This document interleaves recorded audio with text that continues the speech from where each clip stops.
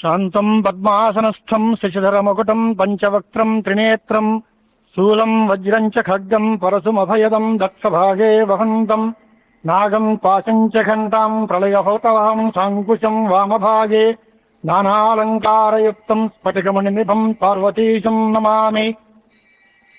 శరణం కరవాణి శర్మదంతే చరణం వాణి చరాచరోపజీవ్యం కరుణాముసృణైః కటాక్షపాతైః కురు మామం కృతార్థసార్థవాహం. వక్తారమాసద్యయమేవ నిత్యా సరస్వతీ స్వార్థ సమన్వితాసీత్ నిరస్త దుస్తర్క కలంక పంకా నమామి తం శంకరమర్చితాంఘ్రిం. భారతీ కరుణాపాత్రం భారతీ పదభూషణం భారతీ పదమారూఢం భారతీ తీర్థమాశ్రయే. సద్గురు చరణారవిందాభ్యాం నమో నమః. సభాయే నమః. పరమ పవిత్రమైన దినం కార్తీక సోమవారం. కార్తీక సోమవారం నాడు పొద్దున్నుంచి ఉపవాసాలు ఉండటం, అభిషేకాలు చేయటం, శివారాధన చేయటం, ఇవన్నీ మనకి అలవాట్లో ఉన్న దేశం మంది. ఆంధ్రదేశం, అందులో కృష్ణా తీరం, గోదావరి తీరం, ఇవి రెండు కూడా ఆర్ష సంస్కృతికి ఆలవాలాలుగా ఉంటూ అనేక కాలాల నుంచి పెద్దల నుంచి వచ్చినటువంటి ఆచారాలని, అలవాట్లని మనం ఆచరిస్తూ కొంతవరకు భారతీయ సంస్కృతికి వారసులం అని చెప్పుకోవడానికి అర్హులుగా మిగిలాం. చాలా మంది సాయంకాలం వేళ ఉపన్యాసానికి రావడం కష్టం. ఆడవారికి ఇంటి దగ్గర పాక వ్యవస్థ ఉంటుంది, మగవాళ్ళకి మధ్య నుంచి ఉపవాసం ఉంటుంది, అవన్నీ తెలుసు కార్యక్రమం. అయినా మధ్యలో విచ్చిత్తి కాకుండా ఈ రోజు కూడా మనం యథాక్రమంగా కార్యక్రమాన్ని కొనసాగిద్దామనే కార్యకర్తల నిర్ణయం. మనం కూడా అదే అనుకున్నాం. మధ్యలో విచ్చిత్తి ఉండకూడదు. ఏదైనా ఒక పని చేస్తానని ఆరంభించి మధ్యలో మానేస్తే ఎంత నష్టం వస్తుందో ఇవాళ కథలో మనం తెలుసుకుంటాం. ఆ కథలో కూడా ఇదే విషయం ఉంది. అంచేత మన సౌకర్యం కోసం ఇవాళ కాదు రేపు అని వాయిదా వేస్తే రేపు రేపే అవుతుంది. చివరికి పశ్చాత్శబ్దో నాస్తి పర్యాయ అని, తర్వాత అనే మాటకి అర్థం లేదు అని అర్థం. ఇంటికి ఎవరైనా వచ్చి ఏదైనా అడిగితే తర్వాత చూద్దాంలే అన్నాడు అనుకుంటే అర్థం ఏంటంటే ఇంకివ్వను అని అర్థం. ఇచ్చేదేదో పెందరాలే ఇవ్వాలి తప్ప రేపు తర్వాత అనే వాయిదా వేయకూడదు. చేత మన సంప్రదాయం మనకేం చెప్తుంది అంటే స్వకార్యం అద్య కుర్వీత పరకార్యం స్వయమేవచ. రేపు చేద్దాం అనుకునే పనిని ఇవాళే పూర్తి చేద్దాం, లేదా పక్కవాడికి అప్పచెబుదాం అనే పనిని పోనీ నేనే చేద్దాంలే, వాడు చెప్తే వాడు చేస్తాడో చేయడో. అంచేత పని పూర్తి అవ్వాలి అని అనుకుంటే ఆ పనికి పరాధీనంగా ఉండడం కాకుండా తనంతట తానే ప్రయత్నం చేసి తానే ఆ పనిని పూర్తి చేసుకోవడం మన సంప్రదాయంలో ఉండే విలక్షణమైన ఒక విశేషం. ఆ రకంగానే మనం ఈ ధర్మజ్యోతి మన హరిప్రసాదరావు గారి సంకల్పం మేరకు ఇక్కడ ప్రతి నెల ఒక ఆధ్యాత్మిక గోష్ఠి, ధార్మికమైనటువంటి ప్రసంగ తరంగిణి ఏర్పాటు చేయాలని. ఆ సంకల్పమే చాలా గొప్పది. సంకల్పం శివానుగ్రహం, జగద్గురు కటాక్షం. వారి ప్రేరణ లేకపోతే ఇలాంటి మంచి సంకల్పాలు రావు. సంకల్పాలున్నా ఉత్పద్యంతే విలీయంతే దరిద్రాణం మనోరథాలని, కోరికలు పుడుతూ ఉంటాయి, వినిపోతూ ఉంటాయి. నీటి బుడగల్లాగా అనేక కోరికలు వస్తూ ఉంటాయి, వెంటనే సమసిపోతూ ఉంటాయి. కానీ అలా కాకుండా హృదయం మంచి గట్టి సంకల్పం చేస్తే అది ఆచరణలో పెట్టి దాన్ని వెంటబడి చివరి వరకు నడిపించేటువంటి ఆ దీక్ష ఉండడం చాలా విశేషం. అలాంటి మాన్యులు ఇక్కడ ధర్మాధికారి వారి యొక్క సంకల్పం మేరకు ప్రతి నెలా జరుగుతున్న ఆధ్యాత్మిక ప్రసంగ పరంపరలో ఇవాళ మనం శివతత్వం 3వ రోజులో అడుగు పెడుతున్నాం. దాంట్లో వేదవ్యాసుల వారి స్కాంద పురాణంలో ఉండేటువంటి బ్రహ్మోత్తర ఖండాన్ని మనం ఆలంబనంగా తీసుకుని శివుని యొక్క వైభవాన్ని మననం చేసుకుంటున్నాం. ఉన్న విషయాన్ని చదువుకుంటున్నాను తప్ప లేని విషయం చెప్పట్లేదు. నేను చెప్పడం అంటే తెలియని వాడికి చెప్పాలి. అజ్ఞాతార్థ జ్ఞాపకం అంటారు. తెలియని విషయాన్ని చెబితే అది ఉపదేశం. ఇది తెలియని విషయం కాదు, శివుడు గొప్పవాడు అని అందరికీ తెలుసు. కానీ ఆ భక్తి బలపడాలి అంటే శివుని యొక్క మహిమలు రకరకాల కోణాల్లో మహర్షులు ఏ రకంగా వర్ణించారో దాన్ని తెలుసుకుని మనలో ఉండేటువంటి చాలా చిన్నగా ఉండేటువంటి ఆ భక్తిని చాలా విస్తృతపరిచి ఆ భక్తి చడిగిపోకుండా ఎప్పుడూ నిరంతరం మనకి భగవంతుడే మన మనస్సులో ఉండాలి అన్నంతమైనటువంటి తీవ్రమైన ఆవేదనతో ఆర్తితో భగవంతుణ్ణి మనం కొలవాలి. దానికోసం చేసేటువంటి ప్రయత్నాలు అన్నమాట ఇవన్నీ. దీంట్లో కథల యొక్క సారాంశం ఏమిటి అంటే, వాళ్ళు ఏదో దుర్మార్గులుగా అనేక రకాలైన బాధలు పడినట్టుగా వర్ణిస్తూ చివరికి ఏదో ఒకసారి తెలుసో తెలియకో శివనామ స్మరణం చేశారు, వాళ్ళు బాగుపడ్డారు అని రాస్తారు పురాణకులు. దానికి అర్థవాద వాక్యం అన్నమాట. ఆ ఒక్కసారి శివనామమే అంత గొప్ప ఫలితాన్ని ఇస్తే, జీవితం అంతా బుద్ధిపూర్వకంగా మనం తెలిసి మన ప్రయత్నంతో మనం కనుక శివారాధన చేస్తే ఎంత గొప్ప ఫలితం వస్తుంది. అంచేత తప్పకుండా చేద్దాం అనుకోవాలి తప్ప పాపాలన్నీ మనం చేసేయచ్చు, దానికి ఆమోదం తెలిపింది పురాణం అని మాత్రం ఎవ్వరూ అనుకోకూడదు. అంతటి పాపాత్ములు కూడా స్వామి కరుణించారు అని అంటే వాళ్ళకి కూడా అలాంటి పుణ్యమైనటువంటి పూర్వజన్మ సుకృతం ఉంది కనుక వాళ్ళకి ఆ చివరిలోనైనా శివ అనిపించాల్సి వచ్చింది. మనకి అజామేళ ఉపాఖ్యానం చెప్తూ ఉంటారు. వాడి చివరికి నారాయణ అనమంటే అనలేదట. చివరికి కొడుకు పేరు పెట్టి పోని కొడుకులు పిలుస్తాడేమో అని అంతకాలంలో వాడి పేరు నారాయణ పెడితే వాడిని కూడా అబ్బి అన్నాడే తప్ప నారాయణ అనలే. పోని నారాయణ సగం అంటాడేమో అని అంటే అది కూడా అనలేదు, పీచు అన్నట్టు. అంచేత శివ అనుగ్రహం లేకపోతే, దైవ కటాక్షం లేకపోతే నామ ఇకదేశం కానీ కూడా నోటెమ్మట రాదు. అంచేత మనం బుద్ధిపూర్వకంగా ఎంతవరకు శరీరం మనకి చెప్పు చేతల్లో ఉంటుందో అంతవరకు చాలా కష్టపడి మనం చేయవలసినటువంటి ధర్మాచరణం చేస్తూనే ఉండాలి. దానికి బలంగా పూర్వం వాళ్ళు చెప్పినటువంటి కథలన్నీ మనకి సహకరిస్తాయి. దానికోసం ఇంకొక ఉపాఖ్యానం ఆరంభిస్తున్నారు వేదవ్యాసుల వారు. సూత ఉవాచ శివో గురు శివో దేవ శివో బంధు శరీరినాం శివ ఆత్మ శివో జీవ శివాదన్యం నకించన. పరమ వేదాంతం మొత్తం ఏకమేవ అద్వితీయం బ్రహ్మ నేహనానార్తికించన అని ఉపనిషత్తులు చెప్పినట్టుగా శివుడే గురువు, శివుడే దేవుడు, శివుడే జీవులకు బంధువు, శివుడే తన ఆత్మస్వరూపం, శివుడే జీవుడు, శివుడే బ్రహ్మము. శివుడి కంటే వేరే వస్తువు లేదు. అంతా అద్వైతమైన శివతత్వం అన్నాడు. శివముద్దిశ్య యత్కించిత్ దత్తం జప్తం హుతం కృతం తదనంత ఫలం ప్రోక్తం సర్వ ఆగమ వినిశ్చితం. అంటే శివుణ్ణి ఉద్దేశించి మనం ఏమాత్రమైనా చిన్న దానం చేసినా, లేక చిన్న జపం చేసినా, హోమం చేసినా, పూజలు చేసినా, తపస్సు చేసినా దానికి అనంతమైన ఫలితం ఉంది. అనేక ఆగమాలు, శాస్త్రాలు ఇవన్నీ కూడా ఈ విషయాన్నే బలపరిచి చెప్తున్నాయి. భక్త్యా నివేదితం శంభో పత్రం పుష్పం ఫలం జలం అల్పాదల్పతరం వాపి తదానంత్యాయ కల్పతే. భక్తితో మనం శివుడికి నైవేద్యం పెట్టినటువంటిది ఓ ఆకో, అలమో, పండో, కాయో ఏదైనా అవ్వచ్చు, ఆఖరికి నీరు అవ్వచ్చు, ఎంత చిన్నదైనా ఎంతో గొప్ప ఫలితాన్ని ఇస్తుందట. విహాయ సకలాన్ ధర్మాన్ సకలాగమచితాన్ శివమేకం భజేద్యస్తు ముచ్యతే సర్వబంధనాత్. అన్ని పనులు కట్టిపెట్టి, అన్ని రకాలైన ధర్మాలు విడిచిపెట్టి, శాస్త్రాలు, వేదాలు, పురాణాలు చెప్పినటువంటి అనేక నోవులు, వ్రతాలు అన్నిటినీ కూడా పక్కన పెట్టి ఒకే ఒక్క మనస్సుతో, నిశ్చలమైనటువంటి భావంతో ఒకే ఒక్క శివుణ్ణి ఆరాధిస్తే వాడు సర్వపాప వినిర్ముక్తుడు, ఈ బంధాల నుంచి వినిర్ముక్తుడు అవుతాడు.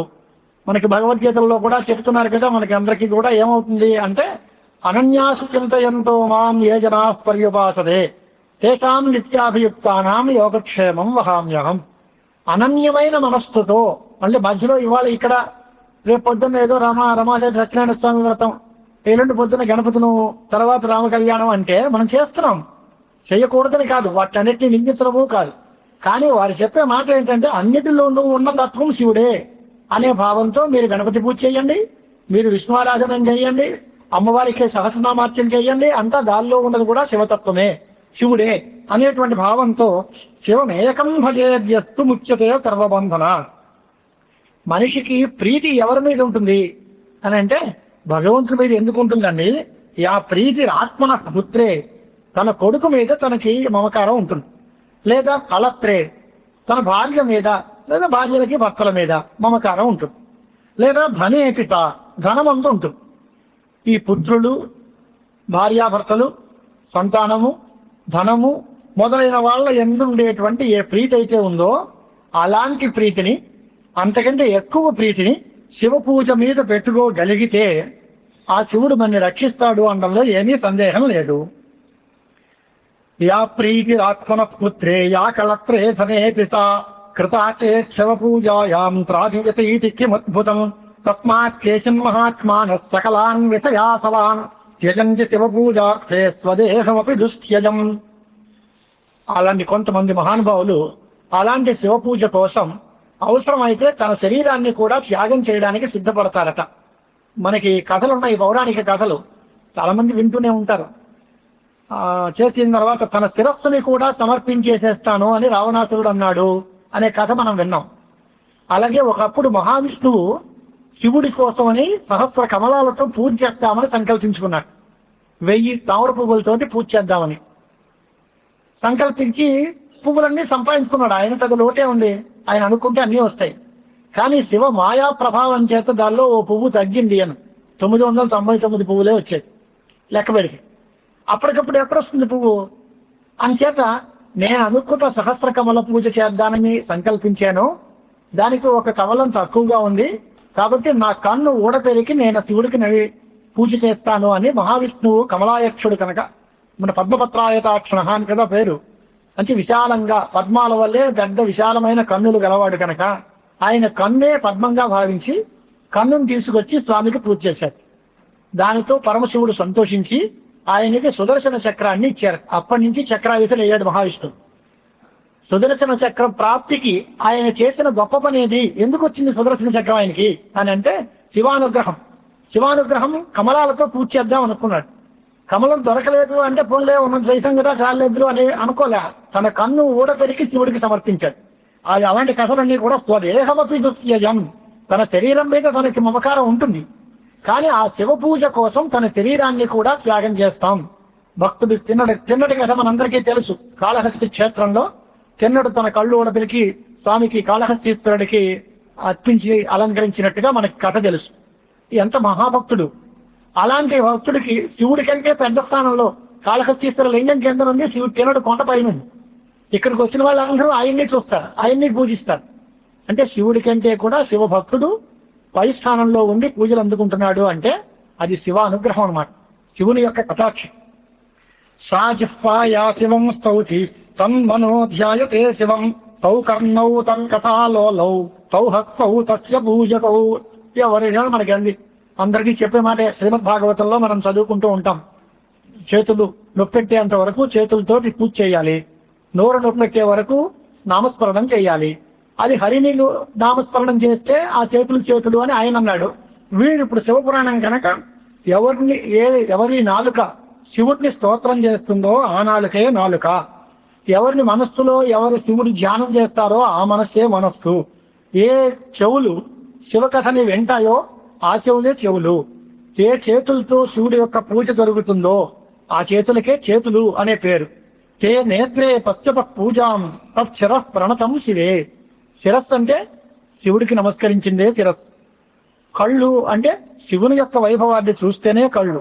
పాదములు అంటే శివక్షేత్రానికి వెళ్ళగలిగినప్పుడే భక్తితో ప్రదక్షిణాదులు చేసినప్పుడే ఆ కాళ్ళకి సార్థక్యం. అంచేత మొత్తం ఎవరైనా సరే వారి ఇంద్రియ సంపద అంతా వారి మనస్సు అధీనంలో ఉన్నప్పుడు ఆ శివుడి యొక్క పనుల్లో వాటిని అన్నిటినీ వినియోగం చేయాలి. శంకరాచార్య స్వామి వారు శివానంద లహరిలో చాలా అందంగా చెప్పారు. మనస్తే పాదబ్జే నివసతు వచ స్తోత్రఫణితౌ కరౌచ అభ్యర్చాయాం శృతిరపి కథాకర్ణక విధౌ తవ ధ్యానే బుద్ధి నయనయుగళం మూర్తి విభవే పరగ్రంథాన్ కైర్వా పరమశివ జానే పరమతః అని. అంటే నా మనస్సు నీ యందే లగ్నం కావాలి, నా కళ్ళు ముక్కు నోరు మొదలైన ఇంద్రియాలన్నీ నీ కోసమే ఉండాలి, నా కళ్ళతో ఎప్పుడూ నీ వైభవం దివ్యమంగళ దర్శనమే చేస్తూ ఉండాలి, నా చెవులతో నీ కథలే వినాలి, నా నోటిలో నీ నామమే ఉచ్చరించాలి, నా కాళ్లతో నిన్నే ప్రదక్షిణం చేస్తూ ఉండాలి అన్న. అంటే చేయలేకపోతే కనీసం చేయలేకపోయినా నువ్వు నీ పనులన్నీ చేసుకుంటూ కూడా ఇదంతా కూడా శివుని యొక్క పరిచర్య అనే భావన చెయ్యి అని మరో శ్లోకం చెప్పారు. యద్యత్ కర్మ కరోమి తత్తదఖిలం శంభోత వారాధనం అన్నాడు. నేను ఏ పని చేసినా సరే అది చేసిన సరికే నేను ఏం చేసినా సరే నువ్వే. ఆత్మాత్వం గిరిజా మతి పరిజనా ప్రాణా శరీరం గృహం పూజాతే విషయోపభోగ రచన నిద్రా సమాధి స్థితి సంచార పదయో ప్రదక్షిణ విధి స్తోత్రాన్ని సర్వాగిర యద్యత్కర్మ కరోమి తత్వదఖిలం శంభూత ఆరాధనం అన్నారు. అని ఎంత కరుణాసముద్రుడో పాపం. ఆయన నిజంగా శంకరుణ్ణి పూజ చేశాడా లేదా అంటే ఆయనే శంకరుడు. ఆయన ఈ స్తోత్రాలు రాయడం, శంకరుడికి పూజ చేయడం, ఈ క్షేత్రాలన్నిటిలోనూ ప్రతిష్టలు చేయడం, ఇవన్నీ ఆయన కోసం కాదు, మనందరి కోసం. భారతీయుల యొక్క పుణ్యం ఏమాత్రమైనా మిగిలింది కనుకనే శంకరాచార్య స్వామి వారు భూలోకంలో అవతరించారు. ఆయన అవతరించకపోతే వైదిక ధర్మం సమూలం మొత్తం వీడిపోను. నాస్తిక మతాల ధాటికి తట్టుకోలేక విలవిల్లాడిపోతున్న భారతీయ సంస్కృతికి ఒక నిలకడగా దానికి కొనసాగించడానికి మార్గం సుగమం చేసినటువంటి మనిషి ఆచార్య శంకర భగవత్పాదుడు. శంకరుల స్తోత్రాలు ఎవరి బట్టికి వాళ్లే అందరూ కంఠస్థం చేస్తూ ఉంటారు. ఆ స్తోత్రమే మనం అందరం చదువుతూ ఉంటాం. ఏ ఒక్క స్తోత్రం తీసుకున్నా ఓ వారం రోజులో 10 రోజులో దాని గురించి మనం మాట్లాడుకోవచ్చు. శివాపరాధ క్షమాపణ స్తోత్రం, శివ శివ మహాదేవ శంభో అనేటువంటి మాట, లేకపోతే చంద్రశేఖరాష్టకం, లేకపోతే బిల్వాష్టకం, శివాష్టకం, అర్ధనారీశ్వర స్తోత్రం, ఎన్ని స్తోత్రాలు రాశారు స్వాముల వారు. వాటిని అన్నిటినీ ఒక్కొక్క దాన్ని భక్తితో మనం కనుక కొలుచుకుంటే చాలు. అలాగా ఆయన ఏమన్నాడు అంటే శివుడి కోసం అర్పింపబడిన ఇంద్రియాలు అన్న. ఒకవేళ అలా చెయ్యకపోతే నేను ఆత్మ, నా జీవుడు అది నువ్వే అనుకో, నా బుద్ధి పార్వతీ అమ్మవారు అనుకో, నా ప్రాణములన్నీ నీ పరిజనం అనుకో, నా శరీరం అంతా కూడా నీ యొక్క పూజాగృహం అనుకో, నేను ఆ వైషయికమైన సుఖాలు అంటే ఆకలిస్తే అన్నం తినడం, సుఖమైనటువంటి భోగాలను అనుభవించడం, విషయోపభోగాలు అంటారు, విషయ సుఖాలను అనుభవించడం, అదంతా కూడా పూజాచే విషయోపభోగ రచన అని. నేను ఏ రకమైన సుఖాలు అనుభవించినా అదంతా నీకు పూజ చేస్తేనే అనుకోవయ్యా. నేను హాయిగా నిద్రపోతాను, అది సమాధిలో ఉన్నట్టుగా భావించుకో. సమాధి నిష్ఠుడైన వాడికి ఆత్మసాక్షాత్కారం అవుతుంది. అంచేత నేను నిద్రపోయినా దాన్ని సమాధి అనుకో. నేను ఎక్కడెక్కడో తిరిగి వస్తాను, తిరిగితే అదంతా నువ్వు ప్రదక్షిణం చేశాను అనుకో. నీకను ఏమయ్యా ఊరంతా తిరిగి వస్తే నాకు ప్రదక్షిణం అంటా ఏంటి? నువ్వు లేని చోట ఎక్కడుంది స్వామి? ఈ శివాలయంలో ఎక్కడైనా ఉన్నావు, నువ్వు లేని చోట ఎక్కడుంది? ఎక్కడ తిరిగినా నీ చుట్టూ తిరగడమేగా. నిన్ను కాదని నువ్వు లేని చోట ఎక్కడైనా తీసుకెళ్ళగలనా? ఎక్కడికైనాను సర్వవ్యాపకమైన చైతన్యం కదా అనేది. నువ్వు లేని చోట ఎక్కడుంటుంది? అంచేత నేను ఎక్కడ తిరిగినా నీకు ప్రదక్షిణం చేసినట్టే. సంచార పదయో ప్రదక్షిణ విధి. మనం నోటంలోకి నీ ఇష్టం వచ్చిన మాటలు అంటాం. ఎన్ని మాటలు మాట్లాడినా అన్ని నీ స్తోత్రాలే. ఎందువలన సర్వే వేద యపదమానంతి తపాగుంస సర్వాణి జయద్వదంతి యదిచ్చంతో బ్రహ్మచర్యం చరంతి తత్తే పదం సంగ్రహేణ ప్రవీది ఓం ఇత్యేతత్ అంటుంది ఉపనిషత్. మొట్టమొదట్లో పుట్టిన అక్షరం ఓంకారం ఒకటే. ఆ ఓంకారంలోంచే అన్ని వేదాలు, తర్వాత పురాణాలు, ఇతిహాసాలు అన్ని తర్వాత బయలుదేరాయి. ఏకపది, ద్విపది, చతుష్పది, అష్టాపది, నవపది, బభూవషి సహస్రాక్షరాపరమే వ్యోమన్ అని వేదమంత్రం కూడా దాన్నే వర్తిస్తుంది. మొట్టమొదట్లో ఒకే అక్షరం ప్రణవం, ఓంకారం. అదే ఇన్ని రకాలైనటువంటి విచిత్రమైనటువంటి వాంగ్మయ రూపాన్ని ధరించింది. ఆ వాంగ్మయం ఏం చెప్తుంది అంటే ఓంకార వాక్యం పరమాత్మ, తస్య వాచక ప్రణవ. ఓంకారము చేత చెప్పబడేటువంటి వాడు పరమాత్మ కనుక ఈ అన్ని మాటలు పరమాత్మనే చెప్తాయి. అదేమండి అని అంటే ఏ మాట అయినప్పుడు గోవు అన్నా, గోవు అంటే ఆవుని చెప్తుంది. ఆవులో పరమాత్మ లేడా? కాబట్టి గోవు అనే శబ్దానికి ఆ ఆవు శరీరంలో ఉన్న పరమాత్మ. మనిషి అంటే మనిషి శరీరంలో హృదయాంతరాకాశంలో ఉన్నటువంటి పరమాత్మ. ఈ రకంగా అన్ని శబ్దములు అన్ని అర్థాలని చెబుతాయి. అన్ని శబ్దముల చేత చెప్పబడేది పరమాత్మే. అంచేత అన్ని శబ్దాలు నిన్నే చెప్తున్నాం. కాబట్టి స్తోత్రాన్ని సర్వాగిరహ, అన్ని మాటలు నీకే స్తోత్రం, నీ స్తోత్రాలే అవుతాయి అన్నది. అలాంటి భక్తితో శంభు పూజ ఎవడైతే చేస్తాడో వాడు సర్వప్రాణులకి కూడా పూజనీయుడు అవుతాడు. కథ మామూలుగా అవసరమేక అంచేత ఒక కథ ప్రారంభించారు. ఉజ్జయిన్యామభూద్ రాజా చంద్రసేన సమాహ్వయ. నిన్న గోకర్ణం దగ్గరికి వెళ్ళారు. ఇవాళ స్వామివారు మన ఉజ్జయిని క్షేత్రానికి తీసుకెళ్తున్నారు. మహాకాళేశ్వరుడు, నిన్న మహాబలేశ్వరుడు గోకర్ణంలో ఉన్నటువంటి వాడు. ఇవాళ ఉజ్జయిన్యాం మహాకాళ అని జ్యోతిర్లింగంగా ఉజ్జయిని క్షేత్రంలో మహాకాళేశ్వరుడు ఉన్నాడు. ఆ ఊళ్ళో ఓ రాజుగారు ఉన్నారట. ఆయన పేరు చంద్రసేనుడు అని పేరు.